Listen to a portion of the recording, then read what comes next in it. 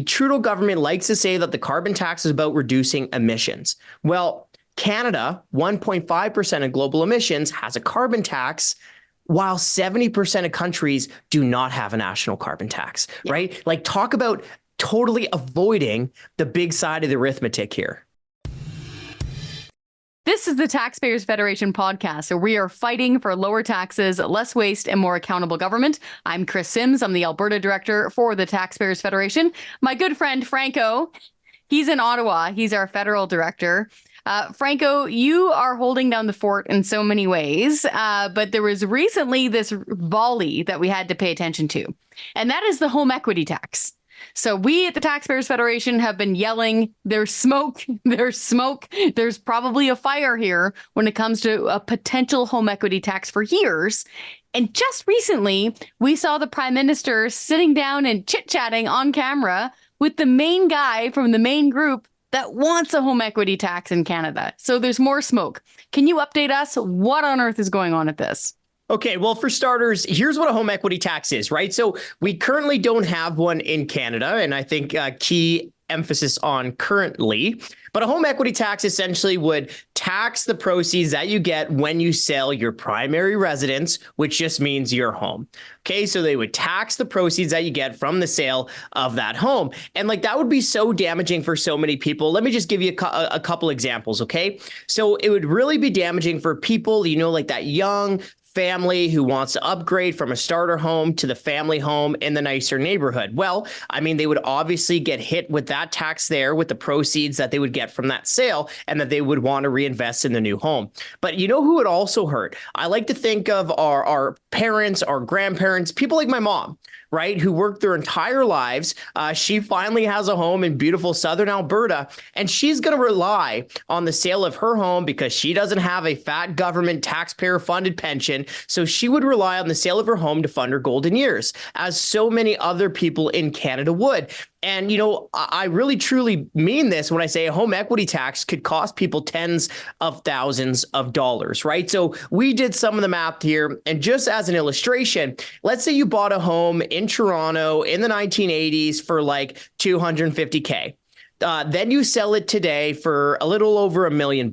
Okay, well, a home equity tax could cost you anywhere between about $50,000 all the way up to $190,000, depending on how that home equity tax would be calculated. So this is a very damaging tax. It would hurt so many Canadians who truly rely on the sale of their home to fund their golden years. Now, the reason we are sounding the alarm here is because a home equity tax is the bad idea that the Trudeau government just can't quit, okay? And the reason we say this recently is because Trudeau was hosted for a private town hall with this group, Generation Squeeze, that has been pushing for home taxes, for home equity taxes. The theme of that private town hall that recently went down is generational fairness. Generational fairness. Well, Chris, why does that ring a bell? That's the same cloak that the government used, generational fairness, to hammer Canadians with its recent capital gains tax hike.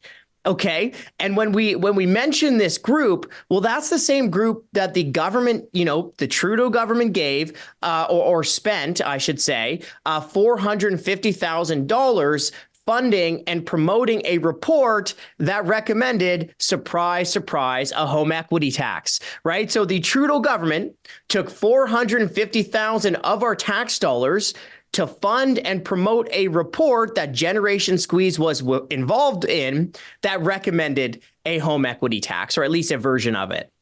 Yeah, big time. So lots to go over there again. And I think we need to stress.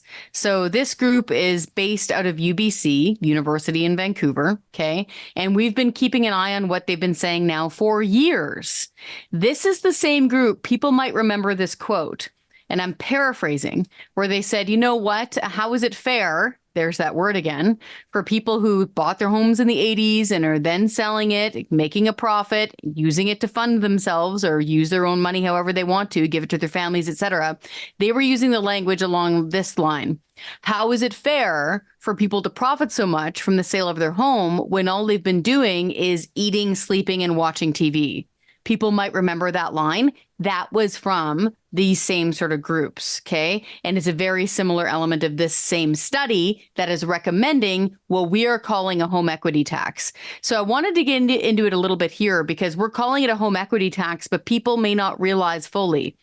The house you own, the only house you own that you live in, your primary residence, is not subject to tax based on the proceeds from it. When you sell it, you make a profit, you don't actually pay a federal tax. That's been the deal here in Canada since the 1970s. If you have a second house, however, like a cottage or a rental property, if you sell that, you do pay a tax. And that is through the framework of capital gains. Okay, this all kind of sounding familiar? They were using the same language when it was coming to the capital gains tax. And I really wanted to zero in on this one, Franco, because I think it's one of the big clues. With the CRA, now you have to tell them, you have to tell the tax man if you sell your house, the only one you live in, the only one you own, if you sell it, you have to tell them how much you made on it. Now, why is that? Are they just curious? Is that it? Yeah. Well, here's what happened, right? So back in 2016, the federal government made it mandatory to report the sale of your home with the CRA. And here's the question, right? If the tax man ain't taxing it, why does the Trudeau government want to know how much you made from the sale of your home? Is Trudeau just curious? Maybe I'm a little bit more. Maybe they're writing a book. Yeah. Maybe I'm a little bit more skeptical of government than the average person, but I don't know. That's sounding the alarm bells to me here, right? So not only do you have this private town hall with that group, not only has the government spent hundreds of thousands of tax dollars funding and promoting a report that recommended a home equity tax, you also have this mandatory home reporting requirement that the government introduced back in 2016, the Trudeau government. But then you also had the head of Generation Squeeze invited to a cabinet minister's retreat in Charlottetown last summer. Okay, raise some more questions. And then also too, right? The Canadian Taxpayers Federation, we uncovered documents that showed that staff in the Prime Minister's office met twice with the same head of the Generation Squeeze. And also, too, apparently it included a briefing about a tax policy recommendation. So, look, where there is smoke, there is fire. And even if we just set aside this group for a second and just look at some of the other Trudeau government's actions, okay, there isn't a home equity tax here in Canada, but let's look at what's recently happened. You had the capital gains tax increase, okay? It won't impact you when you sell your primary residence, but it will impact you when you sell a cottage, a secondary residence. The Trudeau government has also brought in a so-called anti-flipping home tax. Okay, so if you sell your home quicker than the government says you should, well, you're going to get hammered there. Not only that, the federal government also has an underused housing tax. So if you don't use your homes as much as government bureaucrats think you should, well, you get a tax there as well. But let's also not forget that the federal government is running a $40 billion deficit, a massive deficit. And if the budget that just happened is proof of anything, is that you have these politicians and bureaucrats who are money hungry and who are flipping over the couch cushions, looking for as much money they can get from you to paper over their massive deficits and pay for the runaway spending. So you know what? There is no home equity tax yet here in Canada, but I think that there's every reason to worry that a home equity tax may be right around the corner from the Trudeau government. Indeed. Now let's look for ourselves. And dear viewers, dear listeners, trigger warning. This is a clip of Prime Minister Justin Trudeau. Some of you have been writing to us saying, why are you playing clips of him? Well, we think it's important because he's the Prime Minister. And it's important to keep an eye on what he's doing and saying because it can lead to, you guessed it, things like a home equity tax. So here he is. This is a clip from a town hall where he was sitting down with the same group that has been really, really pushing for a home equity tax type thing. So listen to this. How do we, as Gen Xers and those old, how do we talk to an older demographic and say, wow, let us recognize how much we're asking for younger folks?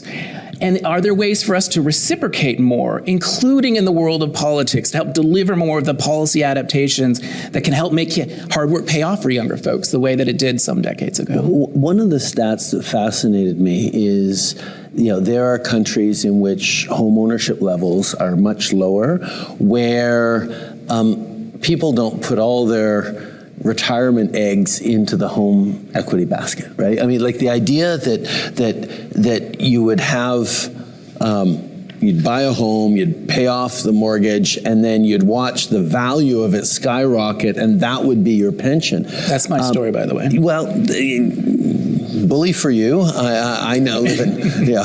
No. You can have me on the hot seat. No. This is I know. the reality. This is it.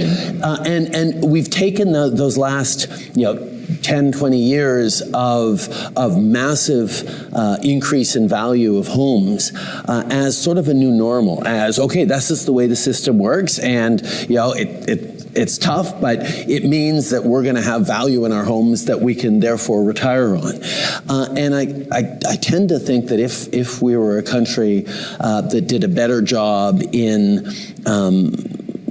helping people plan for retirement, in better pensions, so there wouldn't be that massive gap in terms of people who rent throughout their lives. Like, there are lots of cities around the world where people just accept that they're going to rent their entire lives, but they're not feeling they're going to be impoverished in retirement. Well, other people who rent in Canada feel like they have a big piece of a nest egg that's simply not there because they've been renters all their lives.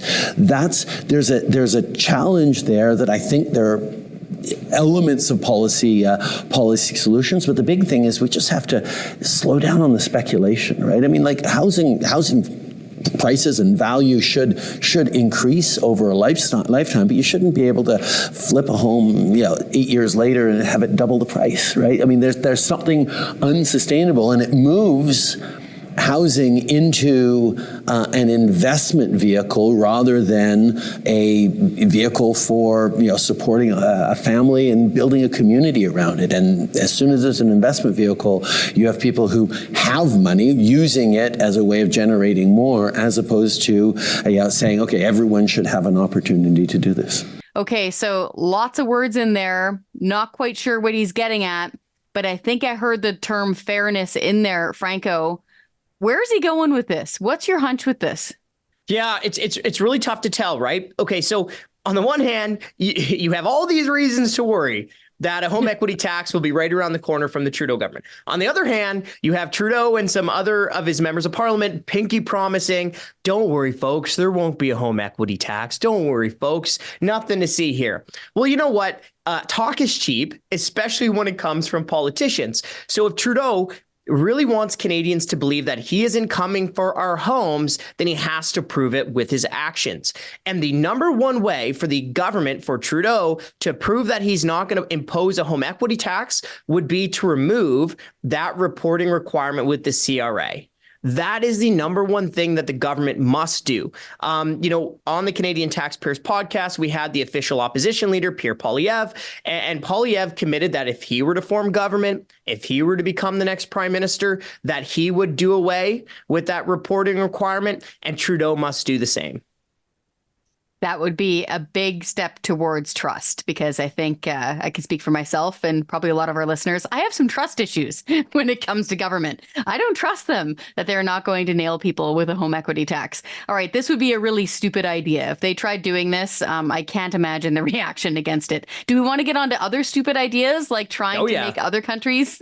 Okay, so this one. So Franco and I talk all the time, and he actually had to explain this to me recently because it's such a stupid idea. I didn't quite believe it. So correct me if I'm wrong. So are we spending taxpayers' money, Canadian taxpayers' money, trying to convince other countries to hit their people with a carbon tax? Do I have that right?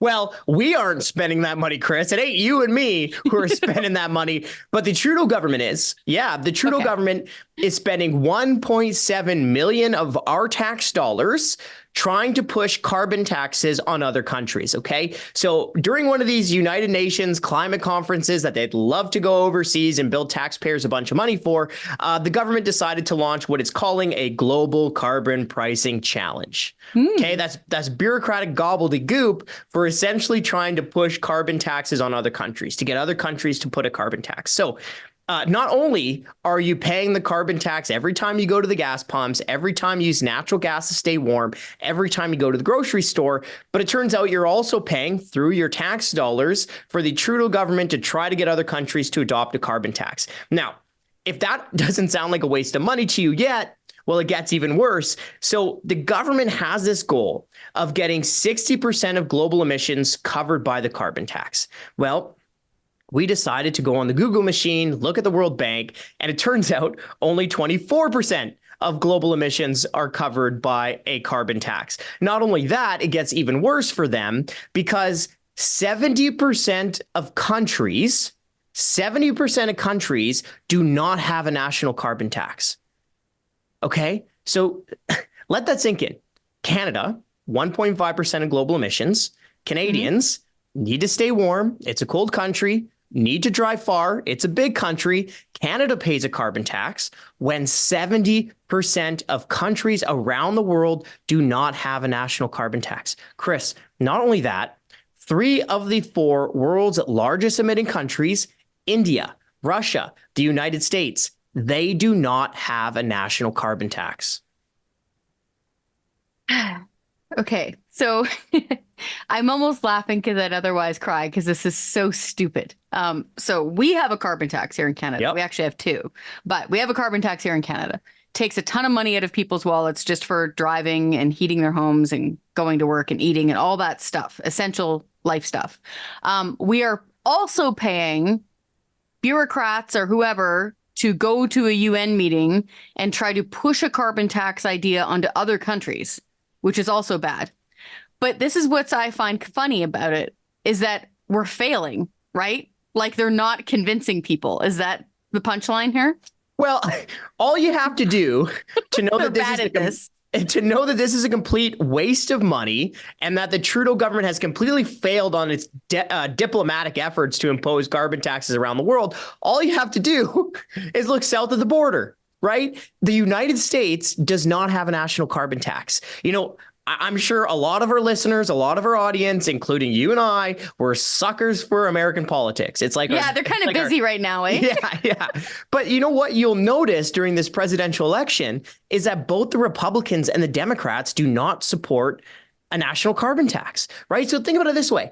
If you can't even get your largest ally and trading partner, the United States, to impose a carbon tax, then why are you wasting all this money and time trying to get all these other countries to impose a carbon tax? But Chris, like, to the bigger point of this is that this just shows the most fundamental flaw of the carbon tax and of the Trudeau government's rationale for it, right? The Trudeau government likes to say that the carbon tax is about reducing emissions. Well, Canada, 1.5% of global emissions, has a carbon tax, while 70% of countries do not have a national carbon tax, right? Like, talk about totally avoiding the big side of the arithmetic here. Yeah, it is the big side of the arithmetic. And it gets back down to, like, I was BC director for a long time, and they've had 2 carbon taxes there for a long time. They've had 1 since 2008. It's really like the reason why Canada has a carbon tax, because it started there. And you get down to emissions and stuff like that, man, like, they're almost always going up. Like, apart from lockdowns and things getting ground right down and shut down in 2020 and things like that, they're almost always going up. And that's, of course, because, to borrow a phrase from an economist I know, the demand for things like natural gas and gasoline and diesel is inelastic.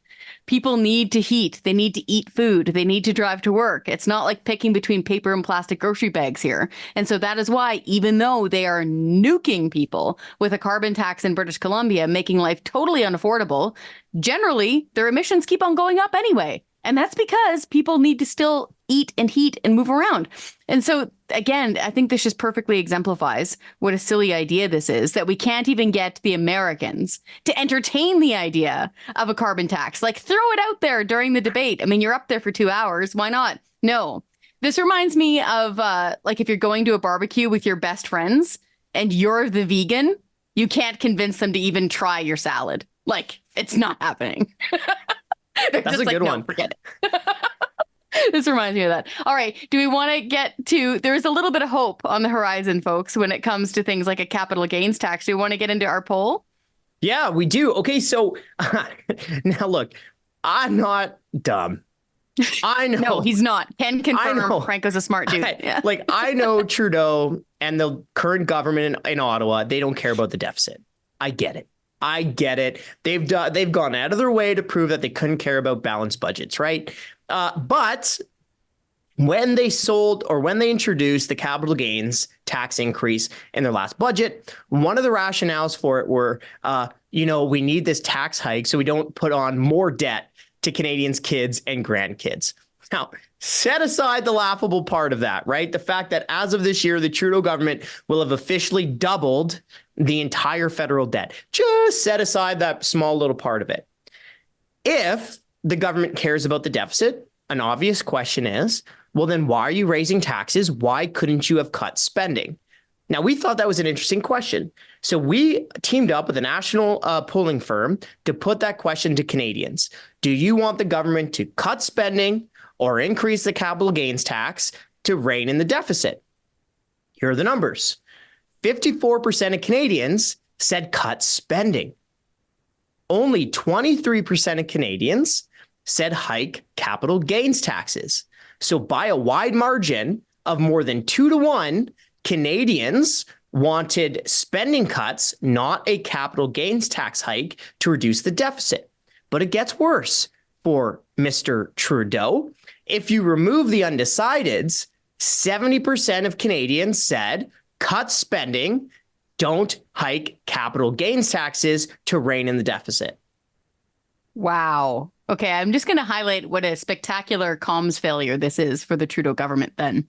So number one, to be clear, this is a federal poll, right? It's not just our supporters. Okay. Yeah. So, okay, and it's more than 50% said cut spending?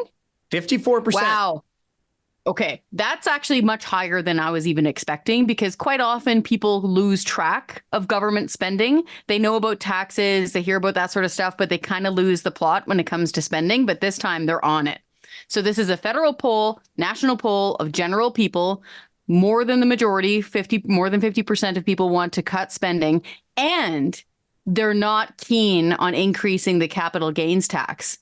That's so interesting, because the Trudeau government was banking, so to speak, on this being a tax on the have-yachts, right? A tax on the money banks and, those daddy warbucks type people. But I think that they've lost that narrative control. I think people see through them now that all they want to do is hike this tax in order to take more money, in order to waste it. Do you think that's getting through to people? Yeah, well, look, I actually think this is more about, I think this is even more than just the capital gains tax increase, kind of to your point. Okay. And I think what the poll shows, at least in my interpretation of it, is that Canadians are just sick and tired of higher taxes and wasteful spending. And they see the federal government, all you have to do is pick up a newspaper, go on social media, turn on the TV, listen to the radio, and almost every day there's a new example of crazy government waste. Right? Whether that's the National Capital Commission spending $8 million building a barn at Rideau Hall, or the Governor General spending $70,000 on limo services in Iceland during a 4-day trip, or the Trudeau government dropping more than $1 million on 3 affordability retreats, so-called affordability retreats, in 1 year, or the CBC handing out $15 million in taxpayer-funded bonuses while crying poor and begging the government for more cash. So almost every day, almost every day, there's this new waste story, right, of the government just blowing our money on things that should not be a priority. Then you look at what's just happening this year. Right? Not only a capital gains tax hike, you had payroll tax hikes, carbon tax hike, alcohol tax hike, a new streaming tax, a new digital service tax. And I think Canadians are just saying, enough is enough. Stop hiking my taxes and stop wasting my money. And I think that's what this poll is really showing here. Yeah, I think you're right. I just finished chatting on another podcast, about $12 million being spent to cull some deer on an island in BC and to regrow some of the plants there. It's just, the mind boggles, right? It's just so much, and that's federal government. So much waste, and I think you're on it. I think people are just tapped out. They can't afford the basics anymore. And they realize that the government is largely the cause of that problem. Do we want to get to our taxpayer pro tip here where we try to give some sage advice to people? You go first. I do. Because mine kind of ties into this last conversation. And my taxpayer pro tip goes out specifically to the Prime Minister, Justin Trudeau, and his cabinet ministers. You made a fundamental miscalculation with your capital gains tax hike.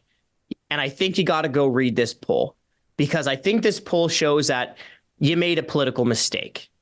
So folks, we all know that it wasn't about the deficit, right? We all know the capital gains tax hike wasn't really about the deficit. We also all really know that the capital gains tax hike wasn't about tax fairness, which we hear about, right? Because if it was really about tax fairness, somebody's taxes would be going down. But for most Canadians, taxes are only going up. Okay, so what was the capital gains tax increase really about? Well, the Liberals thought the capital gains tax hike would be a political winner. Mm-hmm. They wanted to use the capital gains tax hike as a political wedge against their primary opponent, which is the Conservatives, right? They thought that they would get some support from Canadians if they impose this capital gains tax hike. And a proof point of that is that they took the capital gains tax increase out of the normal budget bill so that they could force an individual vote on the capital gains tax hike. That's right. For all these reasons, I think there is more than enough proof to say that this was all about politics. Well, you made a political miscalculation. And the reason is that Canadians are just sick and tired and fed up with higher taxes and wasteful spending. So the taxpayer pro tip goes out to Trudeau and his cabinet ministers. Go take a look at this poll, then think about the poll and what it says, and then reverse course. Stop hiking taxes. Stop wasting money. Amen. I truly hope they listen to you, because people are really hurting right now. Speaking of wasting money and how much money this is going to cost, I just finished writing a column on, and there's so much you can write about this, on our electric vehicle mandate. So for people who don't yet know, by 2035, so in 10 years, we won't be able to buy new gasoline or diesel powered vehicles. All of the vehicles that we buy from a car dealership new are going to have to be zero emission, so electric. So that, of course, leads us to questions like, okay, so how much are we spending on this right now? Answer, more than $50 billion so far on corporate welfare going to various international companies. Franco, you've done amazing work on this so far. But also, my question was, where is the electricity going to come from? And that question came up because a very practical reason. A few days ago, I was given an alert on my phone here in Alberta. Hey, nobody use a toaster or a hairdryer, because we're all going to have a blackout on our electricity grid. Not kidding. They said, stop using your appliances. Everybody hunker down in the dark, because we're about to have a blackout, because we do not have the power. Okay, we have a shortage of electricity. It also said in that alert, Franco, don't plug in your electric vehicle. So, folks, if we are all supposed to have electric vehicles by 2035, where is this energy going to come from? So my taxpayer pro tip pleadingly goes to the bureaucrats and the spin doctors who come up with genius ideas like this electric vehicle mandate. Go do your homework.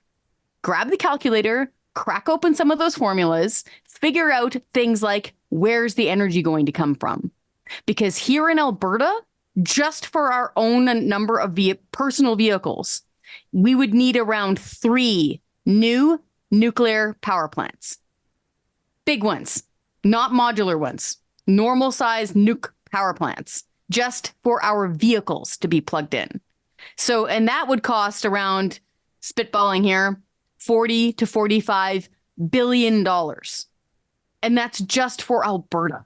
That's not covering any other province. So I'm urging the folks who are coming up with these lofty ideas of electric cars only in Canada, they are able to purchase, you have to do the grunt work and you have to do the math and ask things like, okay, where's the energy going to come from? Because to your point, Franco, we've got a doubled debt. What we're paying on the debt and interest charges is the equivalent of the GST.